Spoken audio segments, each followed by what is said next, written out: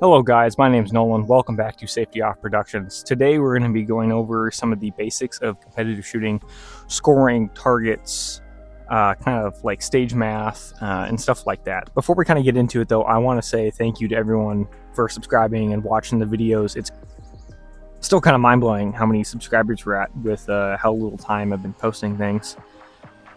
I feel like a lot of it is shorts viewers though. Hopefully I can try to convert them into actual long-form content views.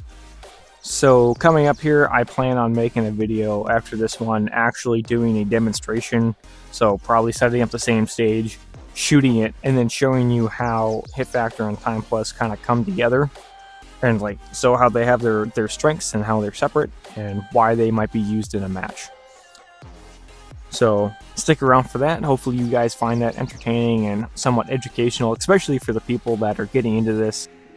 Typically, in a match, you will see Hit Factor and Time Plus scoring. Very, very simple measurements, and we'll get into them. So, Time Plus, I think, is the easiest one to understand. So, it is literally time plus penalties. So, if you shoot a stage in 25 seconds and you get no penalties, you shot that stage in 25 seconds. That is your time. And then everyone's score kind of then gets placed based on time. But let's say you shot it in 25 seconds and you got a 5-second penalty because you shot the no-shoot right in the dome. Well, now you have a, what did I say, 25 and then plus 5 seconds. So you have a total of 30 seconds on that stage. That is super easy to get behind and learn.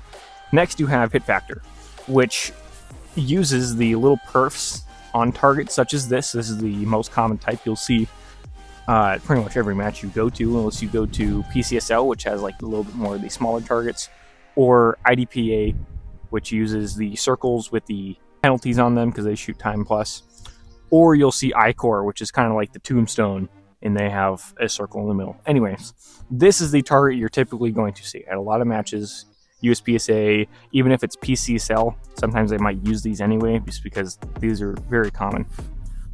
So on the target, you have the Alpha, Charlie, and Delta box. Each box is worth a separate amount of points. Alpha, here and here on the head, this rectangle part, is worth 5 points. Charlie is worth 3 points. Delta is worth 1. So typically, matches are going to say that you need 2 shots on target. Most targets are worth is 10 points. And we can I have this other target here. Don't mind, it's backwards because I'm filming it so I can see the screen and know if I'm actually in frame. So we have on here, again, it's going to be backwards, but 5, 3, and 1. Again, this little Alpha box up here is also worth 5. And then this Charlie zone all the way around here is worth 3. And then from the shoulder all the way down and around to the other shoulder is 1. So when you get into Hit Factor scoring, it is your time, or your points divided by your time. So let me show you some little scribbles that I had on here when I was trying to figure out how to write backwards.